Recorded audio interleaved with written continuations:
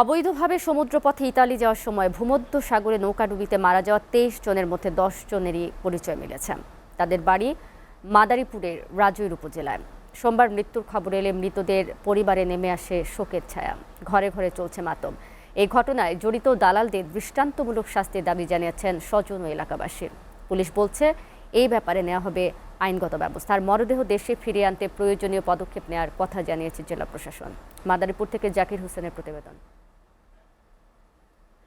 দালালদের খপ্পরে পড়ে গত 1 জানুয়ারি ইতালির উদ্দেশ্যে বাড়ি ছাড়েন রাজৈর পৌরসভার পশ্চিম সরমঙ্গল গ্রামের চা বিক্রেতা হাসান হাওলাদারের ছেলে টিটু হাওলাদার।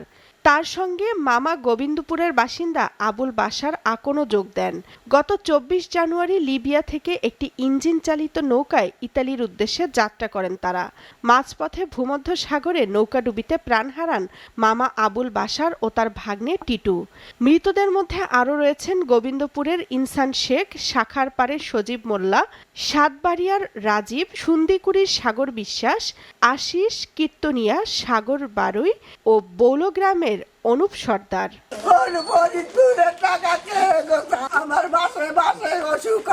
এই ঘটনায় জড়িত দালালদের কঠোর শাস্তি দাবি করেছেন স্বজন ও এলাকাবাসী। পাশাপাশি মরদেহ দেশে ফিরিয়ে আনতে সরকারের সহযোগিতা চেয়েছেন। ও বলছে যে আমার ভাগ্নে আমার সাথে দাও, আমি মামু ভাগ্নে একসাথে গেম দিয়ে যাব। আমার এই কষ্টের সন্তান আমার স্বামী ন্যাংরা দেন ওই যে আমার ভাই নাজিবুল আমরা পাই, আমরা দেখতে পাই এই অবস্থা আমাকে ঠিক করে দেন। দালালের বিচার চাই, ন্যায্য বিচার বাবা সরকারের দ্বারা। প্রথম দালালের সাফন খাইছে 14 লাখ, আর ফিরগা এই সাফন খাইছে 14, এই মনির খাইছে 14, দ্বিতীয় দালাল। পুলিশ বলছে আইনি ব্যবস্থা নেওয়া হবে, আর মরদেহ দেশে ফিরিয়ে আনতে প্রয়োজনীয় পদক্ষেপ নেয়ার কথা জানিয়েছে জেলা প্রশাসন।